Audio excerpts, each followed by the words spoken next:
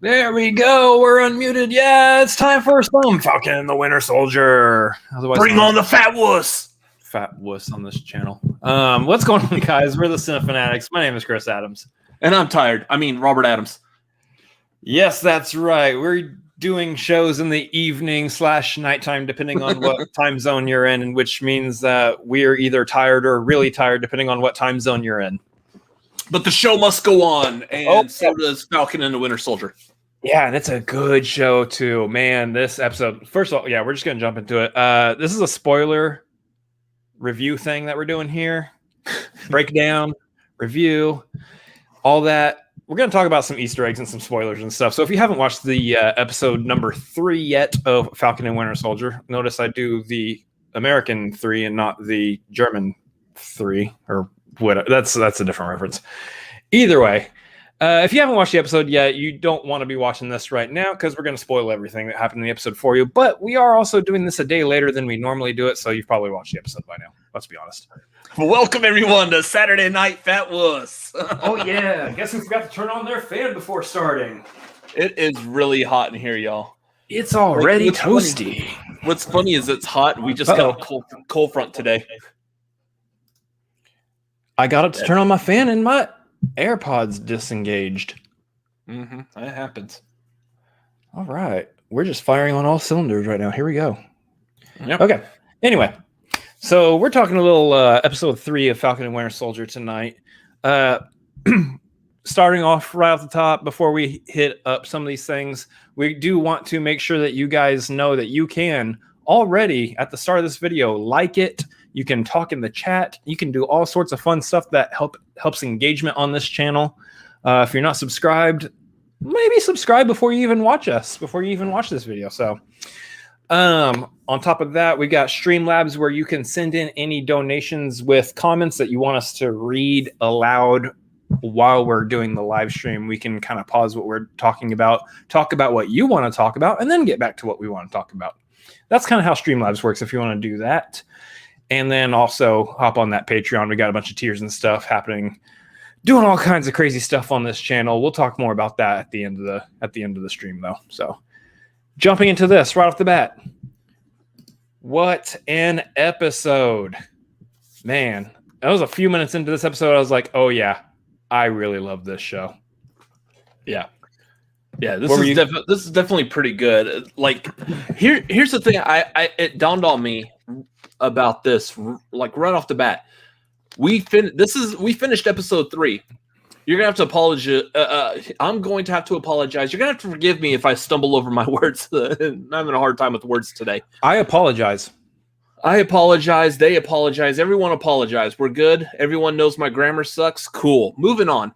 Anyway, so I just realized that we're halfway through this whole series already. It's still just started. We have no full reel-on direction as to what's going on. Like, we kind of, sort of, maybe, but we have a direction. It seems very, like, beginning of the story. Like, I feel like in the grand scheme of this show, we're still in the first act trying to build up what exactly is going to be happening at the rest of this. So we're somewhere between setup and, all right, we're hitting the ground, we're going, and we're eventually going to hit the destination probably within the next 2 episodes before we get the full-on wrap-up in the 3rd. That's typically about how this is going to work. We got 6 episodes that we're running with here, so I feel like we're going. We're running. I don't know where we're running to, but we're running. But yeah, there's a lot of fun here. I mean, I'm going to bring up some of this stuff. We're going to hit some of the stuff again. Like we were talking last week, we don't necessarily know, are the Flag Smashers all that bad? Well, maybe. Is Zemo, is he going to be bad? I mean, what's happening here? Because there's just a whole lot of moving pieces in this show that's going on, and I love every single one of them. This episode, though, a lot more action here. A lot more like bobbing and weaving and different storylines flying and different characters doing their thing. And I was enjoying every second of it, honestly. I think this was an excellent episode, probably my favorite so far. Yeah, this episode definitely pulled in like everything that we have been teased about in like the trailers for this show. Pretty much all of it just fully came together in this episode. And now I feel like, even though like we're just now halfway through it, we're now at the place where I was expecting this show to be. And I believe it's just going to be like kind of like at the top of a roller coaster. We're on the downward plunge of just what's going to be fun and awesome for this show going forward. So I hope not. I hate roller coasters. Yeah, I do too. That was a bad reference for us because we don't ride roller coasters. So whatever. We're on the downward slope where we're all just crapping our pants because we just hate roller coasters. Like nope, don't get me off. I don't want to be here. I like action thrill rides as long as the action thrill ride is a movie and not an actual action thrill ride. Absolutely. Real quick though, I do want to go into the chat. 14 Little Angel, I thought I missed it. Nope, y'all are all just in time. Good thing you turned on the Cinefan Attic fan. Garth is here saying hello. Say he stumbled in movie study group. Oh, FCL, huh? Oh, we might mention something about that here in a little bit or later. Yeah, maybe. No, Errolowl, Rachel, you are just on time. So, Chris, what were your thoughts on this episode? What do you want to dive into on it? I'll let you know. First of all, my thoughts are right off the top. We got a Streamlab coming in. Yes. And the Streamlab is from our very much favorite all of the chat. All of the chat is once again chastising us by saying we tuned in for the Cinnamon Fanatics. Well, we really can't talk about Cinnamon Fanatics, guys. If you keep up with us on Twitter, you know the FDA said that we're no longer allowed to talk about cinnamon because we led people to some trouble, apparently. So they don't want us talking about that. So I'm sorry to all of the chat that we are not Cinnamon Fanatics. My hand got heavily slapped by the FDA, and I don't want my hand heavily slapped by the FDA. I like this hand. I mean, just saying. You'd think that they were a little bit more busier with, some vaccines and stuff, handling, vaccine rollout and what have you. But no, they have time to tell us to stop talking about cinnamon, apparently, because people shouldn't be downing spoonfuls of cinnamon. Who knew? I like this candy, though. This candy is good. Not a sponsor. Nobody's a sponsor. Who's sponsored? No one sponsors us. Whatever. Yes. And for those of you who have no idea what we're talking about with Cinnamon Fanatics, you need to be following us on Twitter. Honestly, that's where it was April Fool's. That's where we do all the fun stuff.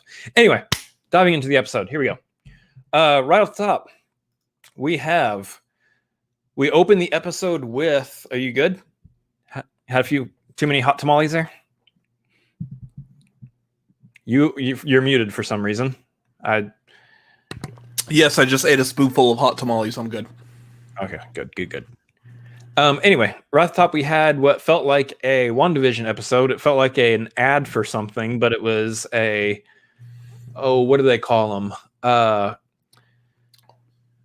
It's like the old G.I. Joe. Like a public service announcement. Yeah. Yeah. It feels like a public service announcement and I apologize, the images aren't up to par this week. We had to quickly throw them in there. So you get all this crazy border stuff around them, but it's for the GRC, the Global Repatriation Council, Reset, Restore, Rebuild. So they actually do look like they're the GRC is sponsoring us, though. Yeah, the GRC for your health. This was brought up before. The GRC referenced before by John Walker. They are essentially the group that he is contracted under, working under. The government organization that he's working under as Captain America, so to speak. It's kind of unnerving that we got this like little bit right at the beginning here, because it's like, okay, is this a group that can be trusted? Because their whole thing was to rebuild and reestablish life as it was prior to the Thanos snap and all of that. The snapping. So the question is, if we've got, it's the same thing everybody always has, big government control, this, that, and the other, whatever. In these fictional worlds, can the government really be trusted? In our real world, can the government be trusted? But we're not talking about that. Because that's a whole other bag of worms I don't want to open. Let's just be honest. Right. So we have the GRC, and I love this. Garth brings this up. In the comics, there's a certain someone in charge of the, I'm guessing GRC. I wonder if they'll do that in this TV series as well. In the comics, there's someone in charge of the GNC to get you your protein powder. That would be Paul Preston of the Movie Guys. That's a reference that most of the people who will end up watching this won't understand. Well, then they're missing out because the Movie Guys are very delightful. Yeah, they're very delightful in the Schmodown as well. Yep. Look up the Schmodown. Anyway, so we had that. That was a really interesting way to open up this episode. You know that there's a lot of like groups and stuff at work in here. This is kind of the group that's going to be on the forefront to trying to track down the Flag Smashers, which we will again talk about the Flag Smashers and what they're up to a little bit later. But I really like this because we're talking about John Walker here, and you know, all the stuff to talk about in the episode, and of course, you know, we're dealing with these fools. Oh yeah, these two awkward gentlemen were in this episode again. These friggin' guys. I want to like him, and we started liking him, but those friggin' guys, man. Every time they pop up, it's like these guys again. These guys are here. Why these guys? Anyway, we see something interesting, and we see something very interesting about John Walker's character and how he is taking up the Captain America mantle, so to speak. He's not really approaching it the same way our dear buddy Steve did. He's kind of doing a little bit more of power going to his head kind of thing, or at least that's what it seems, with the slamming people around going, "Don't you know who I am?" Like he's like being, he's like, what's that called when you have a bag that is for douching? I forgot what this called. It's called John Walker. So he's throwing people around, abusing his power, not realizing that okay, you can come back. Don't do that again. Not realizing that it wasn't the shield that gave Steve power. Steve gave the shield power, essentially. I have that backwards? I don't know. No, that actually sounded accurate. Okay, good. So what's interesting about this is, and I'll touch on this because when we get to the scene here, is that Zemo is kind of talking about Captain America being treated as a symbol and what that could mean and whatnot. And we kind of see his words that he brings up later on in action here with John Walker kind of seemingly abusing his role as Captain America to a degree. Yeah. What do you think of John Walker? He is a feminine hygiene product. All right, so moving on. All right, come back. There we go. I feel like we covered this already. Yeah. That's more words than I'm going to use about him, but I'm just going to call him this guy over here. This guy. This friggin' guy. Anyway, we get on the plane with Zemo, apparently finding out that he is a Baron. Who knew? I love how they did. Like, I feel like that was nicely thrown in. It was gently placed without it being forced, and I love that. If y'all are familiar with the comics, he is Baron Helmet Zero. Yes, his first name is Helmet. Zemo. Yeah, not Zero. Zemo. Yeah. Words again. Yeah. What I love about this is that Marvel once again shows that they are putting on a masterclass of how to properly retcon things. Meaning, we didn't establish certain aspects of his character in Civil War, but that doesn't mean we can't establish them now. We left room. You didn't need to. And I again, that goes back to the fact that I feel like this was nicely introduced because, I mean, Zemo kind of had his way with wherever he wanted to go, whatever he wanted to do in Civil War. There was nothing to stop him. In the real world, that takes money. I can't just like sit here and do Cinefanatics 24/7 because I work a job 40 hours a week. Yeah. I need money to pay bills so I can do this in my spare time. It does explain a lot about his character, how he was able to accomplish a lot of his master plan that he had in Civil War. It shows that he is actually a lot smarter and a lot more calculating than we know, because he was able to amass a little bit and hold on to the wealth that was passed down through his family line. What I found interesting, though, is that if you go back and you watch Civil War, like you say, you bring up that they didn't need to go into this. I do find it a little odd, and it's I can overlook it, of course, but when the Avengers were looking him up and kind of doing their work on who he is and what he's doing, or at least, you know, Steve and such, they found out that he was more so a soldier and a scientist. He was a soldier with a science background. He was a smart guy. He was a smart fighter, essentially. I would think that in that background hunting, they would figure out that he was a Baron. Well, true, yeah. So that part's maybe what we call a little bit of a plot hole, but it's not one that can't be overlooked in regard to the larger story, what they're trying to do. Maybe they just weren't looking in the right places to find that information out. I don't know. But either way, I like what they're doing here. They're kind of going back and giving Zemo that proper background that he has from the comics, and I think that's a lot of fun, especially other things that what feels like a theme on this show we'll touch on later. But they're on Zemo's jet, flying around, and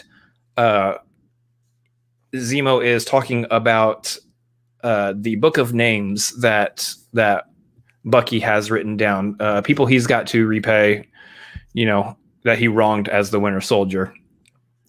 And what I like about this is that Falcon brought up that, hey, I recognize that book. That was Steve's book when he came out of the ice. I recognized it because he was writing down all sorts of stuff in that book. Yeah. And including, you see at the bottom of this list here is Trouble Man, which is what Falcon actually brings up, because in Winter Soldier, he was telling Steve about Trouble Man, Marvin Gaye, look it up. And so it's a nice callback to just a very small, quick moment in Winter Soldier, the meeting where Sam and Steve met. Mm-hmm. And there was a great exchange that came from that moment there, especially with Zemo. He's like, he's out of line, but he's correct. And yeah, I like that as far as the banter between them on the plane. That worked very well. Because I don't know how else you're supposed to be like, so this guy's here. This is awkward. Yeah. It was a lot of fun, though, because I know a lot of people were making reference or talking about prior to this episode that it seemed like that was the little book that Steve was writing in, and they just confirmed it here. It was Steve's book that he was writing down everything he needed to catch up on now that he was thawed out. Like he just handed it off to Bucky, go, you're going to need this. Essentially, yeah. That's actually, it actually seems exactly what happened there, so that Bucky could catch up on everything that he was able to catch up on.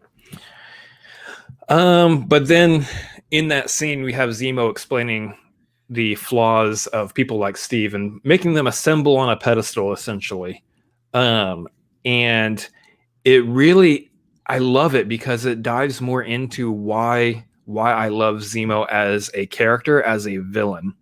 Mm-hmm. Because he's, again, one of those Marvel villains where you're like, is he completely incorrect in what he's saying?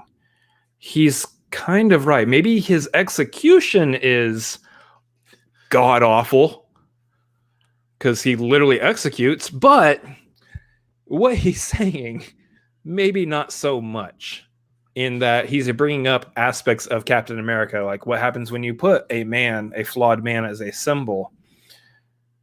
And then we see, like I was saying earlier, we see that being acted out and how John Walker is kind of abusing that role right now.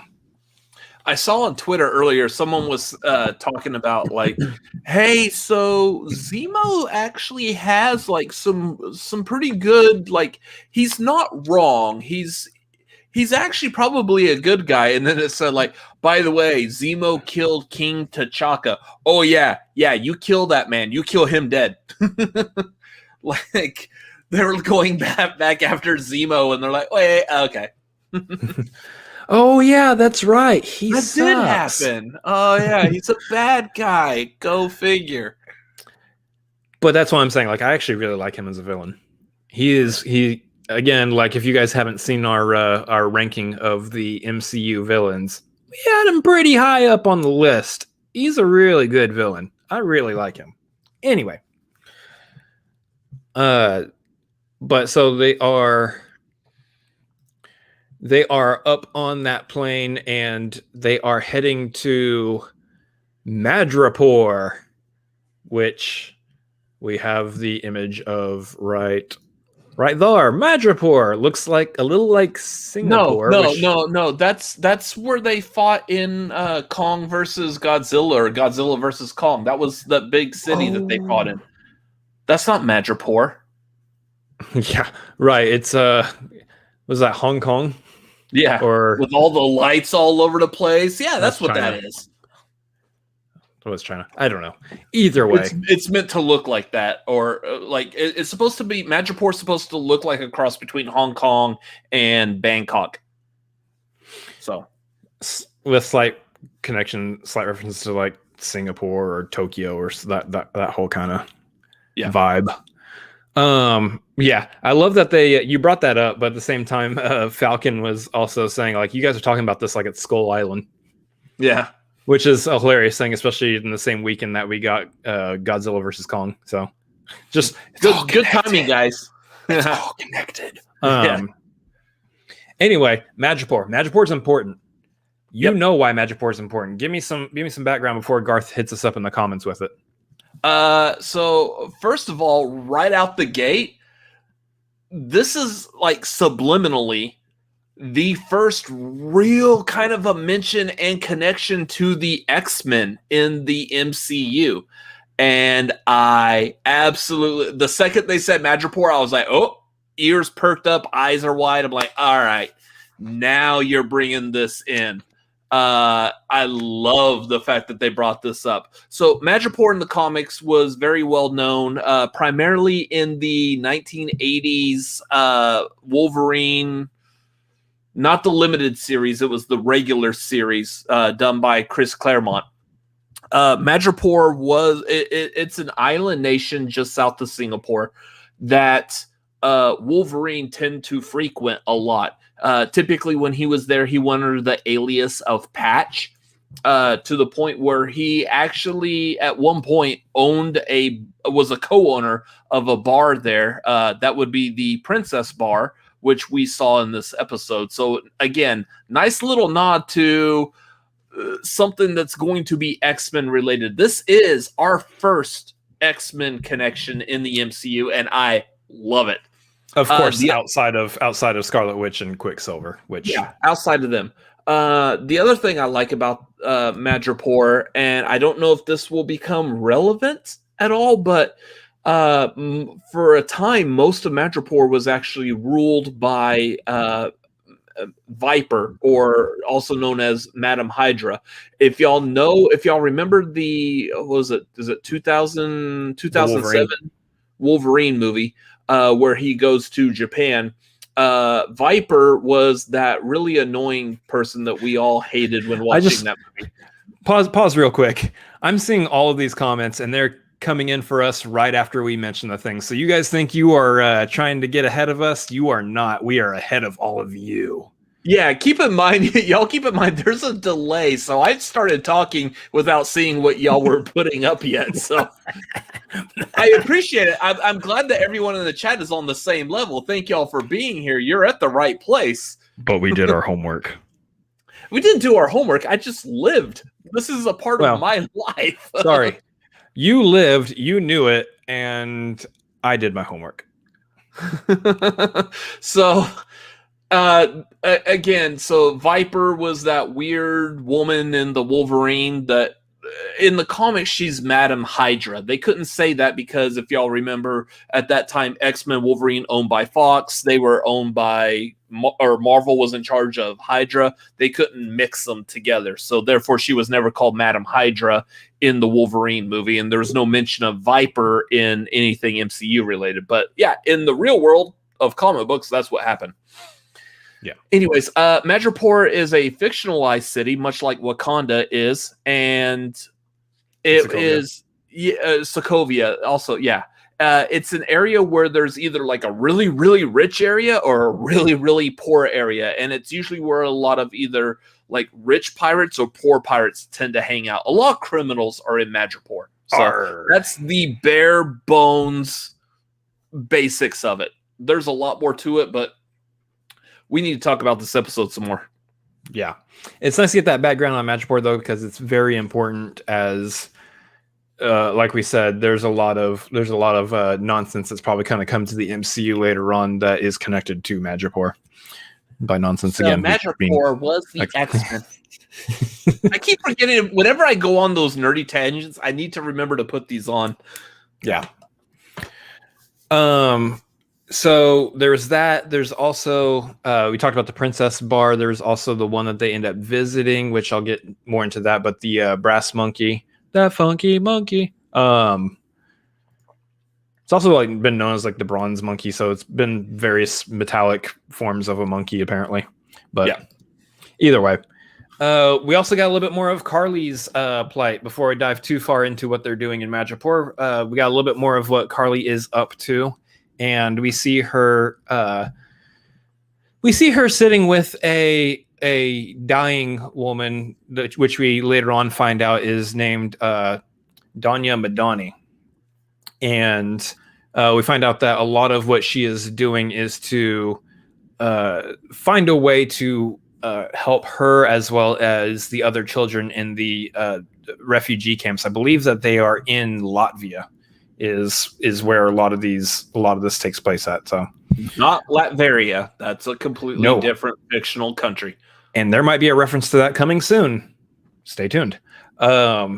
So that's we find out that what she's doing, it doesn't seem like she's doing it for evil. It doesn't even seem like they're really doing it for the sake of trying to regain what the world was like during that 5-year snap period.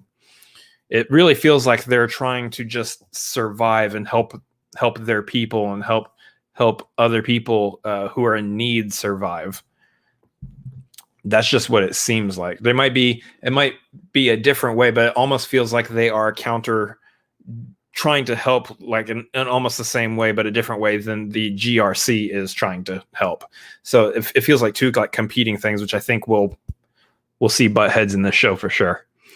But we move along here as we got to Madripoor. We see our three gangsters right here. Bucky looking like his old Winter Soldier self. We got Falcon dressed up like the smiling tiger, which there's a reference there I'll get to just a second here. And then we got Zemo's sweet, sweet fur jacket, which should look roughly familiar because that's pretty close to kind of his style in the comics. Yeah. Sans the mask, of course. Kind of like the thumbnail poster image here. Yep. Yeah. Exactly.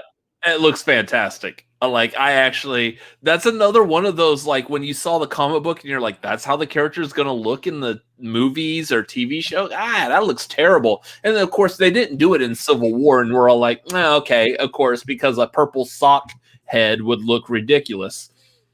And then they went ahead and did it anyways. And it looks awesome. And we're like, oh, that actually works. Yeah. Marvel's been really, really good about that. Anyway, yeah. Yes, Garth, I'm gonna bring up Smiling Tiger. Garth wins tonight. We're on the same page here. We're on the same page, Garth. So Smiling Tiger, otherwise known as Conrad Mack. Garth can talk to me a little bit about his actual history, but I do have the image here, and this is going to look real funky. He's that guy. Return of the Mac. There it is. Return of the Mac. This is what Smiling Tiger looks like in the comics. That looks exactly like how they got Sam dressed up in that image. Yeah, exactly. He looks just like him, like spitting image. Well, they got some of the colors right, but I don't think we're necessarily going to see the Smiling Tiger. I mean, this is my prediction here, guys. I'll be happy to eat these words if I'm wrong, because it doesn't really matter to me. I don't think we're actually going to ever see Smiling Tiger proper in the MCU. So kind of a, it seems like a very background villain. I know he had a brief stint on the Thunderbolts and all sorts of other manner. That's a nice reference. Yeah. Because the Thunderbolts definitely could happen at some point. I actually believe that there's a very strong possibility the Thunderbolts could happen in the MCU. Like the briefest of brief, Thunderbolts is a group of supervillains led by Baron Zemo here that pose as superheroes, but they're actually villains. Like we haven't seen this happen in all kinds of media nowadays, but yeah, Thunderbolts was really like one of the more popular ones, like way back in the day. So yeah, I would like to see this happen because the Thunderbolts are awesome. Yeah. So, yeah, you have this reference to Smiling Tiger here, which I thought was interesting because I'm of course watching this episode, I'm pausing it like, okay, Smiling Tiger is definitely somebody. Who is Smiling Tiger? I'm obviously not familiar enough with the comics in certain places, so let me look it up real quick. This is where I'm doing my homework at. And I find out information like what Garth is sharing here. Conrad Mack, a.k.a. Smiling Tiger, crashed an Avengers Quinjet into Madripoor and started working in Underground there. So he is a villain who definitely has a connection to Madripoor. So that's what I love to see is there's a lot of stuff that happens in this episode. All of it is connected, of course, to Madripoor. That's where they're at, but it's all like stuff that can be spread out amongst the rest of the Marvel universe. Mm-hmm. So it's kind of fun. Yeah, Thunderbolts almost like the Suicide Squad. Except Suicide Squad still were villains that wanted to be villains, and they were being forced to go in and be heroes. Thunderbolts were just posing as heroes to kind of undermine the actual heroes and gain like popular public opinion. Still villains being villains, but there's hero stuff somewhere. Anyway. So moving on, really interesting references there, but they also reference once again Power Broker. I didn't pull an image of him from the comics. Power Broker in the MCU at this point, I feel like could just be somebody that we've already been introduced to. I don't even necessarily know if he's somebody we've been introduced to in the show or what have you. I know there's some channels online on YouTube that were thinking that it could be Arnim Zola again, or it could be something else, someone else that we've already been introduced to. I don't know. I'm not even going to try to hazard a guess as to who Power Broker could be because he is his own person in the comics. So we'll see what the MCU version of Power Broker ends up being. The question is Power Broker going to end up being our main bad in this series? Because the thing is that we have Zemo in play here, and he's up to something. Yeah. So that's what's interesting, because Power Broker's got his hands everywhere, and everybody's kind of dancing around this shady, mysterious character. So that's something to keep in mind. Who is he in the MCU? Who is he going to end up being?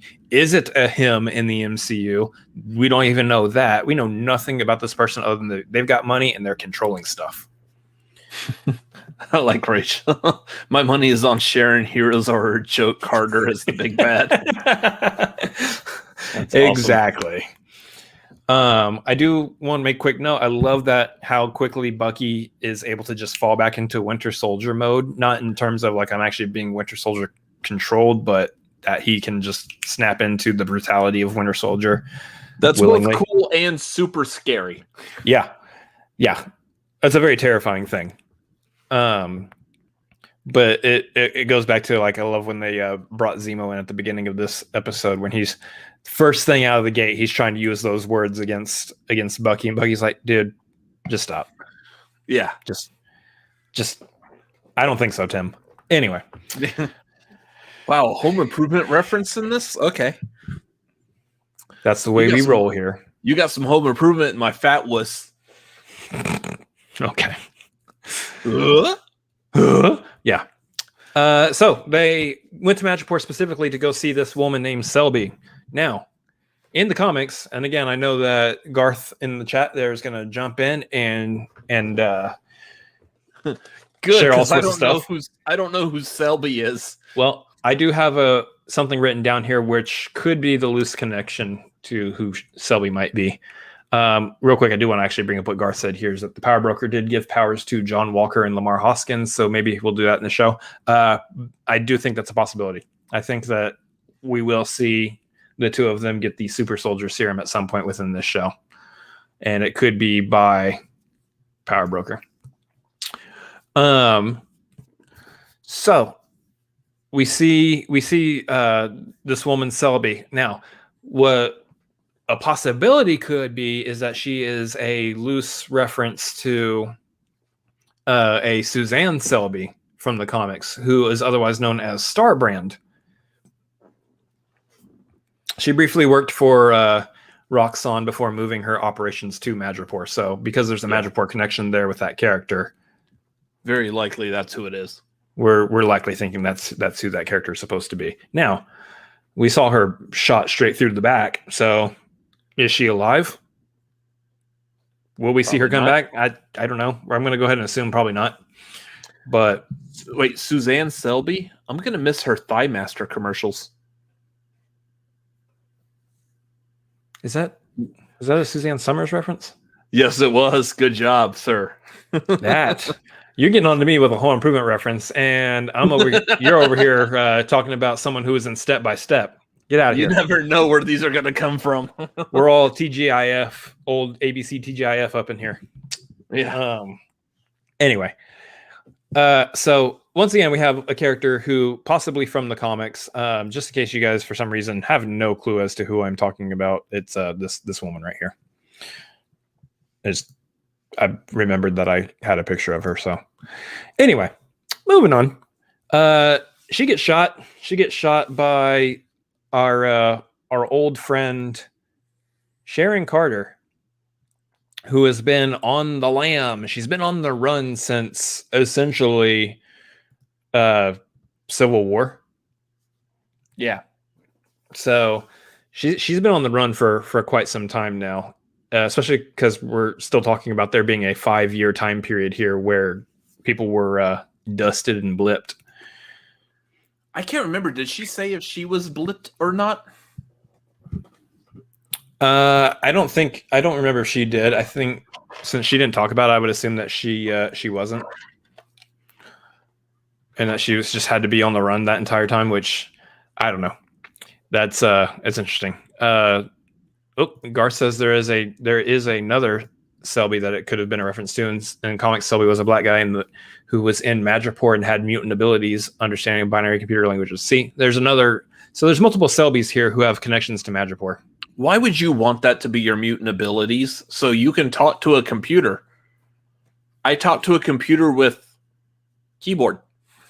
Well, to be fair, let's flip on the DC train real quick. Cyborg.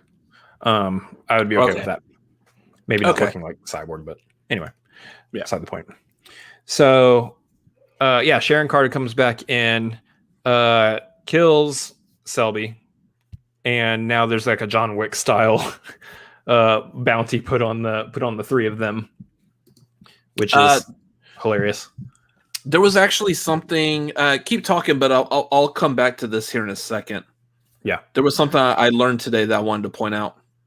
So, Sharon Carter is coming back in, as Rachel so kindly pointed out in our chat. There, she is super cynical now. Her superpower is being very cynical.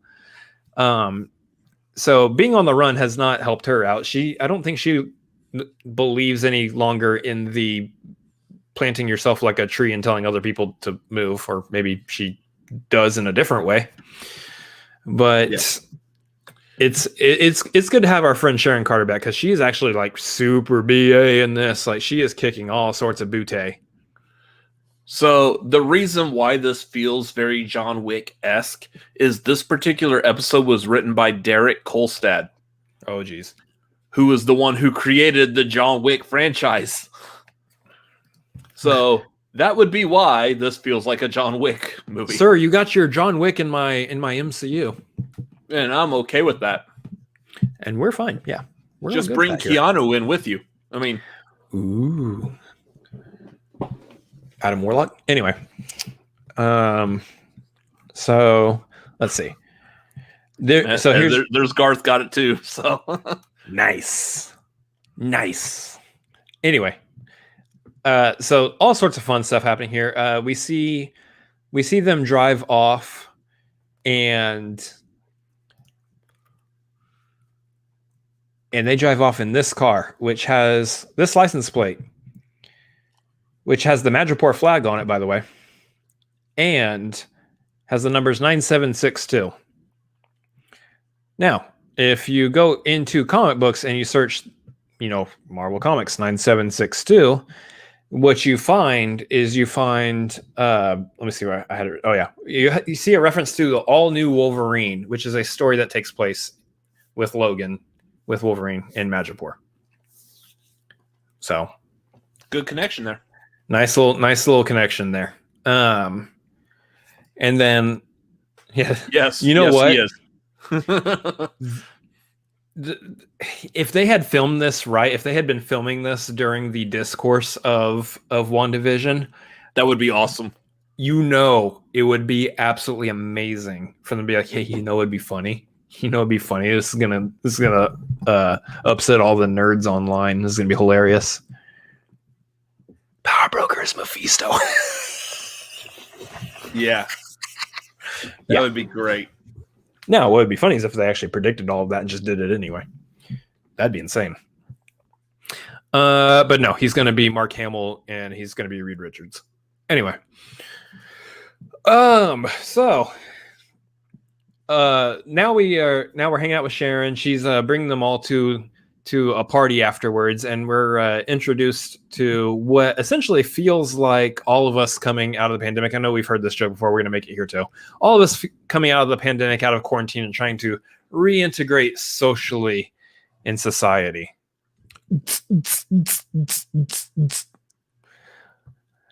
What will forever live in my brain? Party Zemo. It is definitely 100% me on the dance floor, regardless of pandemic. Party Zemo. And honestly, guys, we could just end this episode here, because Party Zemo is what we all need. Mm-hmm. You gotta love Party Zemo. I shouldn't do that motion online.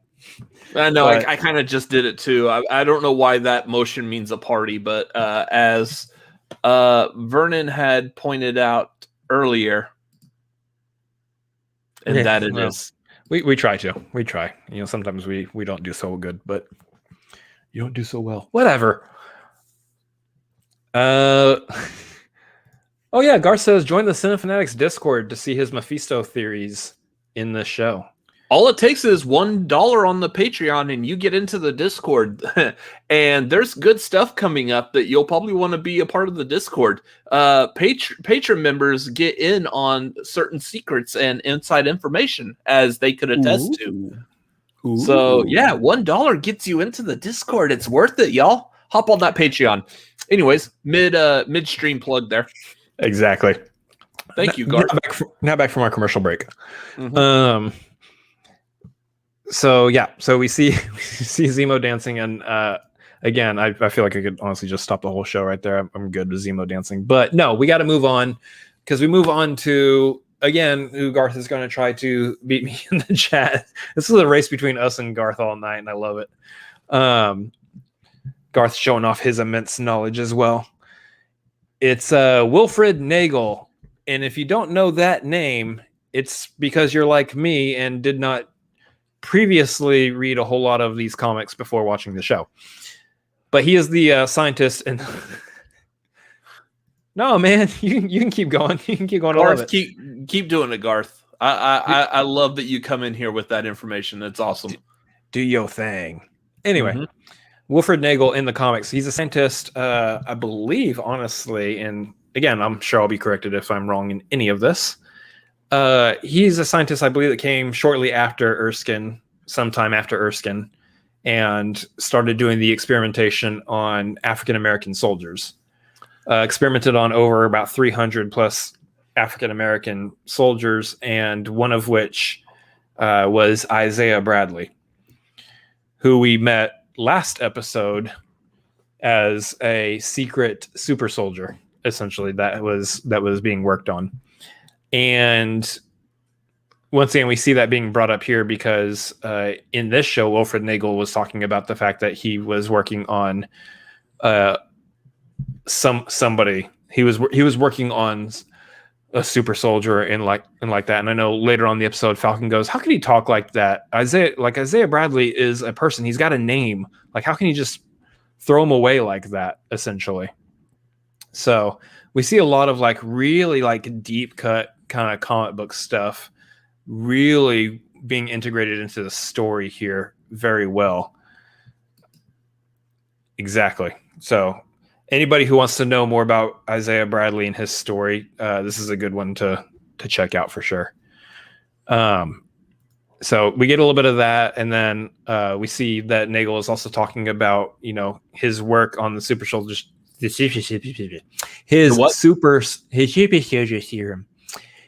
super soldier serum, his version, and how his work kind of went unfinished when he got dusted away, when he turned to dust. And then, of course, when he came back, he was talking about how the power broker was more than happy to fund his research. So he ended up creating multiple vials, in which case he talked about Carly Morgenthau stealing about 20 of those vials, his last 20 vials of his new super soldier serum. And that is a situation that we see now with Carly trying to utilize this to help out the children and Danya Madone in the refugee camps and all that. So we kind of see, more of Carly's story being introduced here. So a lot of interesting stuff there. The question I have is this where we see John Walker eventually kind of meeting up with Carly and end up getting a hold of one of these super soldier serums himself?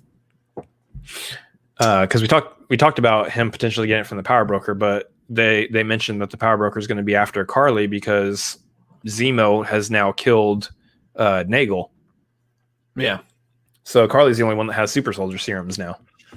So that's very interesting because he probably, especially given the personality his character is taking right now, he's probably going to look at it and go, I'm now Captain America. I have a right to this serum. So yeah, chug away, pretty boy, whatever you want to call him. White bread. Anyway. Yeah. So that's, I think you're actually spot on with that. I think that's definitely going to be something he's going to feel entitled essentially to taking the serum because he's Captain America. He needs to be as Captain America, and being as Captain America means having the super soldier serum running through your veins, which apparently makes them feel like they're on fire. Which was actually a neat thing for Carly to bring up and mention because we kind of get that sensation or that idea from Steve when he underwent the super soldier program, and you could hear him screaming inside that machine. Ah! It sounded like his veins were on fire. Yep. But yeah, I think that's going to be a whole like interesting dynamic between the Flag Smashers and John Walker and the Power Broker, and there's just a whole lot of like interesting like cross action happening here that's going to come into play in the next 3 episodes. I do like though that Zemo killed Nagel without a mention as to why. He didn't have to say anything. He just did it. And if you stop and think about it, it makes a lot of sense for Zemo to just haul off and be like, nope, you don't get to live anymore. And it's because it's the reason why Zemo's even agreeing to like really help them in the first place. He doesn't want any more super soldiers running around. He's going to kill the only guy who currently, as we have an idea of, knows how to create super soldier serum. So very, very much we're still seeing Zemo acting out his own plan, even if it kind of still aligns with some of the stuff that Bucky and Sam are doing right now, which is really, really interesting. I do like through all of this, we kind of got like Zemo is turning bad, and we get like the first like real glimpse of him throwing the purple sock mask on and just killing some fools. Like, I kind of like this. This was, again, like straight out of the comic books. That looked really good. Yeah. Love the costume. Love what was happening there. I love the way they made Zemo look. It just works out so well. Yeah. But I thought that was actually going to be like where he diverts from the rest of them. No, he comes back with the car. He's like, I'm still a part of this happy team. Get in, guys. I love this. I think it's like, to a degree, like they're kind of utilizing him to subvert expectations a little bit, because we're all just waiting. We're all just waiting for him to be like, deuces, I'm going to go do my own villain thing now for the rest of the series. No, he opens a container, grabs a car, a nice classic one, might I add, pulls up to us like, get out of my dreams and into my car. Gosh, if we are pegged with a copyright strike because of that. You know, Billy Ocean can peg me with a copyright strike anytime. Just saying. That's an interesting statement. But nonetheless. What I think might be interesting is if we actually see Zemo working with them throughout this entire series. He doesn't actually become a villain for this series until like the very end, and we see him like Loki, Tesseract, peace out, and maybe we see him like haul off and grab another villain or two at the very end. At the very end, and we see the very beginnings of him forming the Thunderbolts at the very end of the series. That, I think that might be an interesting way to go. And so we may actually see Zemo just working with him the entire time, which again brings up the question, who's the main villain of this series? Is it Zemo? Is it the Flag Smashers? Is it the Power Broker? Who knows? Everyone seems to have, that's what I like about this so far, is everyone seems to be working somewhere else. Like, you got Carly, looks like she's doing something for herself, but the rest of the Flag Smashers are over here doing something, other somethings. Sharon, it looks like she might be like a double undercover, maybe, possibly. I don't know. Yeah, that's the thing with Sharon, is because is she working for somebody bad, or has she been lying about being on the run, and she's kind of working off her debts, essentially being an undercover agent still? Maybe she is working with Nick Fury in some capacity. Possible, very possible. But what I like is, like, real quick, when Zemo pulled up in the car and Sam and Bucky got in, and Sam's sitting in the back and Bucky's up front. Sam's like, "You're not going to move your seat up, are you?" Bucky's like, "Nah," which is great. I like good throwbacks like that. Fantastic. They're like, oh man, this is why you love the MCU, is because they're so pro at this now. Yeah. And it's a great like reverse of the situation that we got back in Civil War, where Bucky was in the back seat telling Sam to scoot his seat up, and Sam was like, "No." So that was really, really fun there. I loved it. So yeah, don't know what Sharon's doing. Is she undercover? Who knows? We will certainly find out more there. We go back to Carly. Carly is sitting outside of the GRC, and she is talking to what we now believe is the guy who jumped out of the window in the first episode and was being all big and strong. Was a super soldier, basically. Yeah. Before we learned that they all are. She was talking to him, and she made it she made it known that she is aware of Nagel's death already. Like, Zemo just killed him, like, but we assume maybe a day before this conversation at most. So how is she aware of Nagel's death so quickly? And because of that, that's how they know the power broker is going to be coming to them, because now they're the only ones with super soldier serum. So that's something to keep in mind. How is she aware of that? Maybe he was wearing a heart monitor and she was monitoring him or something like that. I don't know. Possible. So something to keep in mind there. And then we go back to our this friggin' guy. These fools. These guys. These friggin' guys. Anyways, moving on.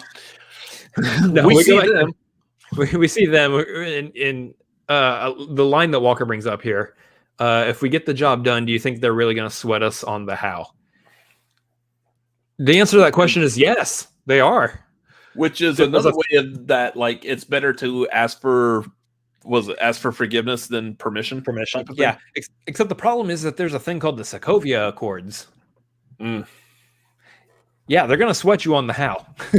They're very much going to sweat you on the how, Mr. Walker. So, interesting thing to mention there.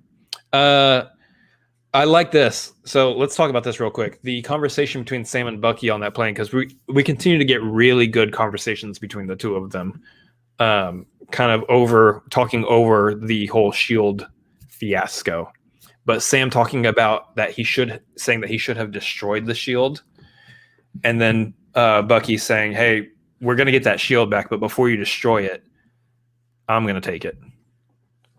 Kind of a situation. Which I think is nice, because this is kind of I feel like this is really our first time outside of the multiple times where Bucky has physically handled the shield in prior movies. This is really our first time where we're kind of referencing the fact that Bucky at one point was Captain America. He did take up the shield as Captain America. So I thought this was a nice little conversation, kind of nodding to the fact that, like, hey, if you're not going to take it, I'm gonna take it. Give it to me. I'll use it. I wonder if this plays out with into their little playful rivalry that they have, if they're going to kind of bounce back and forth on this idea at some point, or the trailers gave it away that both practice tossing the shield around trees. Yeah, so we see that. We see that for sure in the trailer. So I wonder in the intro to this very live stream, right?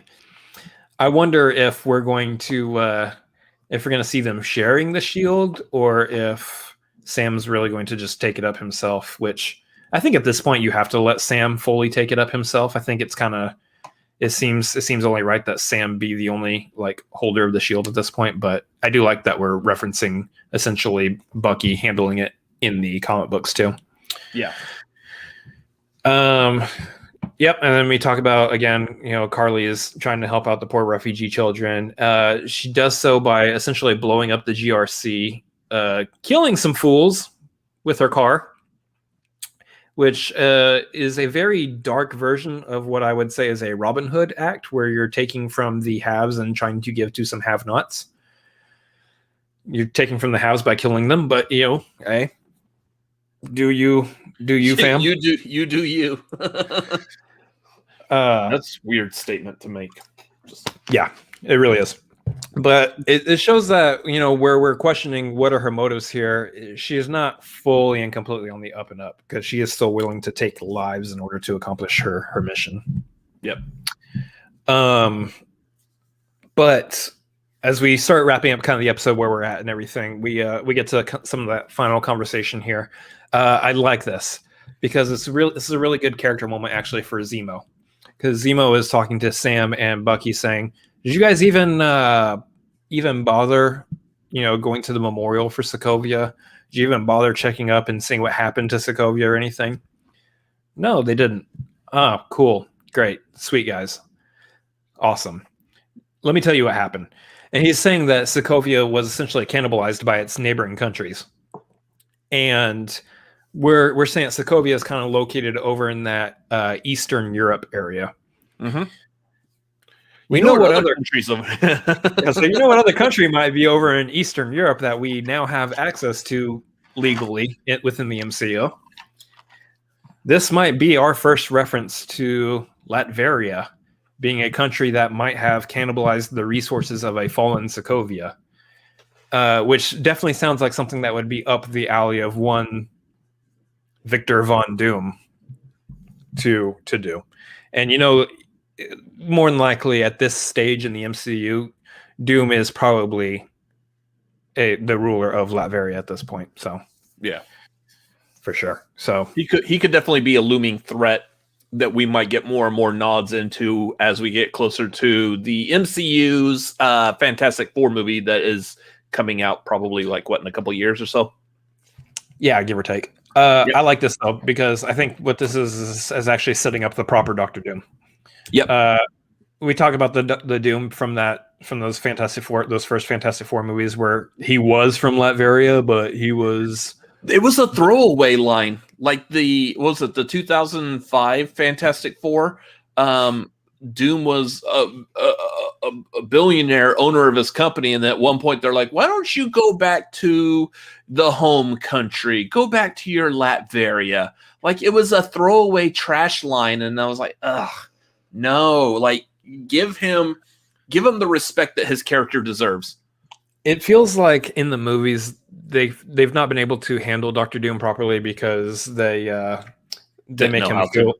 Yeah, we don't know how to take somebody who's essentially the ruler of a country, but also make him a villain type of situation, which, we have bad people ruling countries all over the planet anyway, so it doesn't really matter. But anyway, we can see the Marvel version of that pretty soon with him, and I think this might be our first reference. And then our last scene, we see Bucky walking around and finding those Kimoyo beads, which are those highly technical, nice little beads that you see on the bracelets in Wakanda. And we are introduced or reintroduced to Ayo, who we haven't seen since. I don't think she was in. I don't think she was in Endgame. I think the last place we saw her was Black Panther. No, she was in Infinity War. She was in Infinity War. Okay. Yeah, that's right. We first were introduced to her, though, in Civil War, where she told Scarlet Witch to move or you will be... Not Scarlet Witch, Scarlett Johansson. Black Widow, move or you will be moved. Or we will move you. Whatever. Either way, very fascinating to bring Wakanda back into this story now, because, Zemo's on the loose, and due to his having killed King T'Chaka, it only makes sense that individuals in Wakanda might not be too happy with his not being imprisoned still. Yeah. I like that, which goes back to what I was saying, what I saw on Twitter, like, oh, he's actually making sense. No, he killed King T'Chaka. Wakanda's not happy.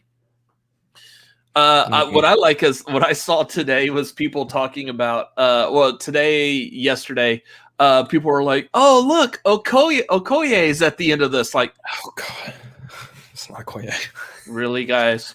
It's not Guerrero. You can't tell the difference between them, really? Come on.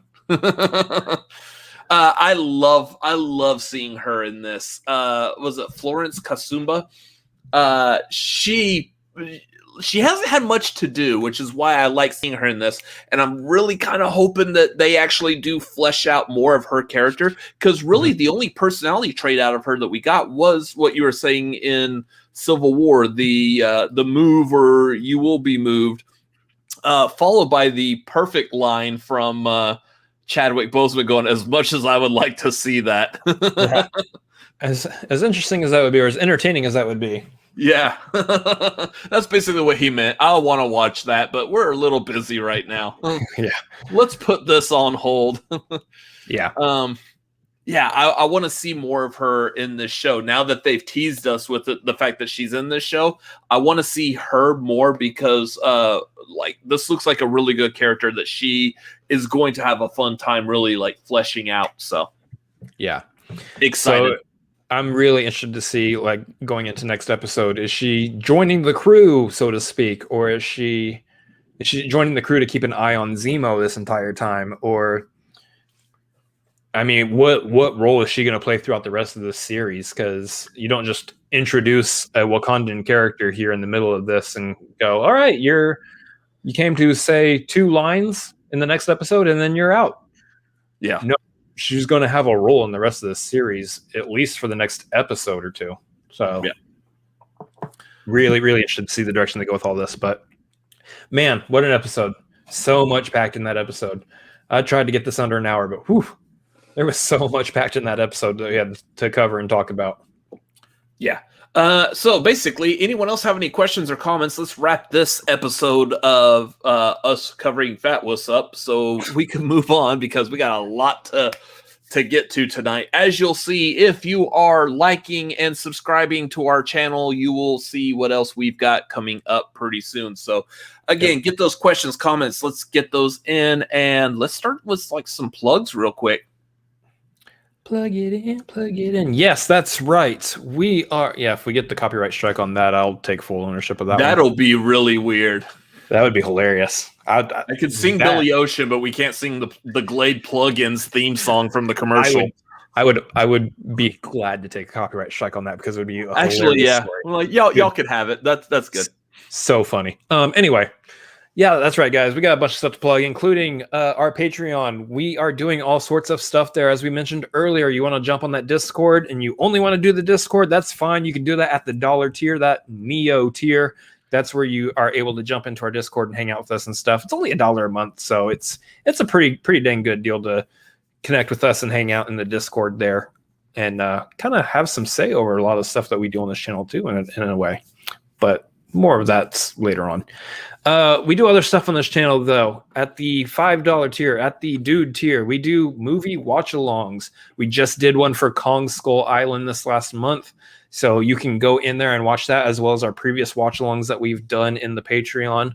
All sorts of fun watch-alongs to check out in there. We do have one coming up for this month. We will be dropping what that is here soon enough, so you're going to want to sign up for that tier and stay tuned to find out what that watch along will be.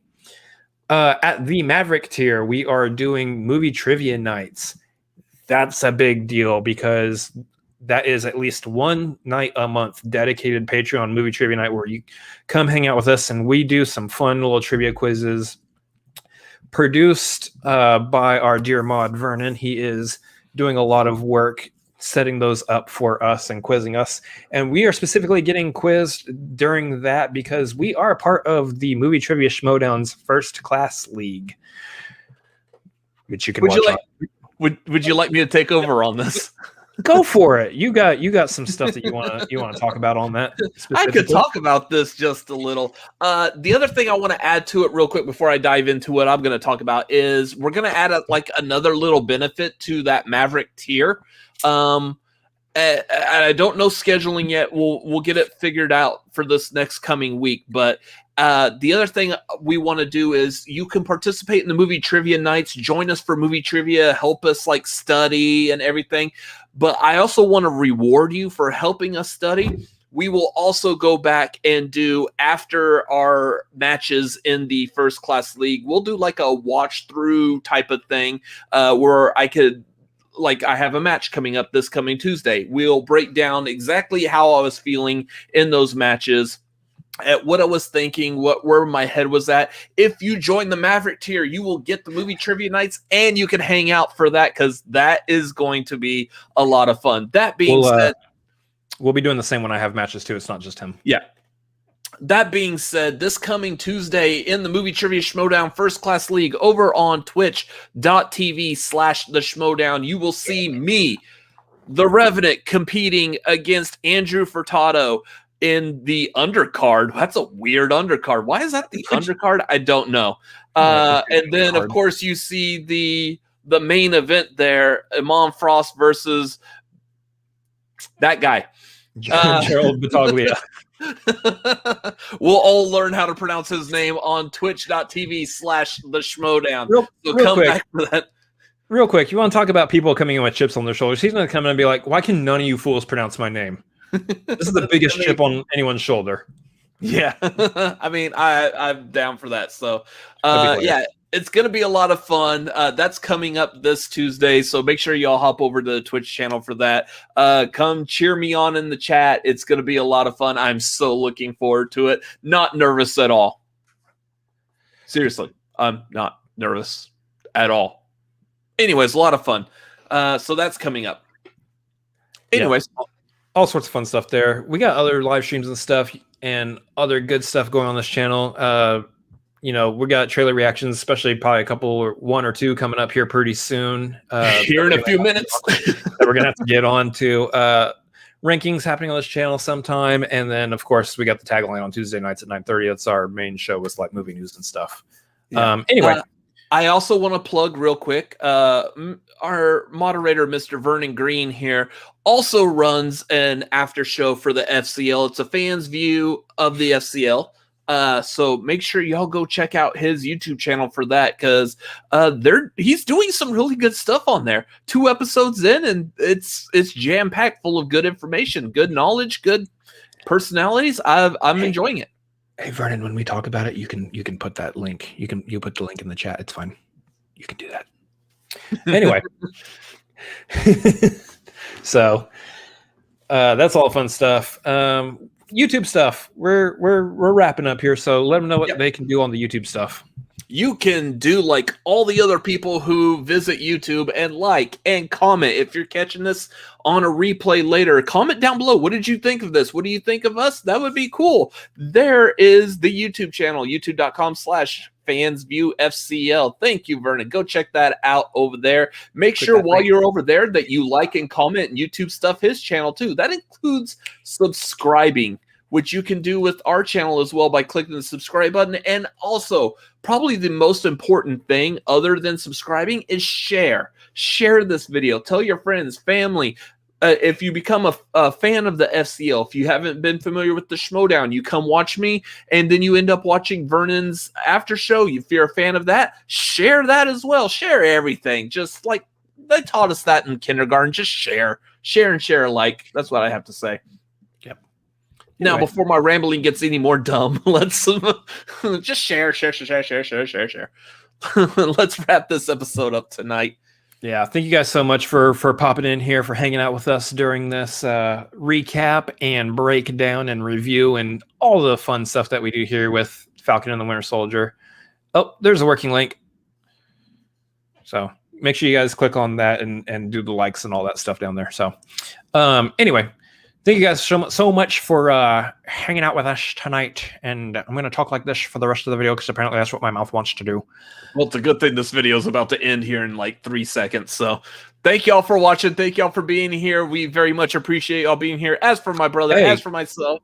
Hey, guys, thank you so much for being here. Appreciate all y'all showing up. Also, real quick, we want to thank y'all for being here. Anyways, guys, that's going to... Thank you.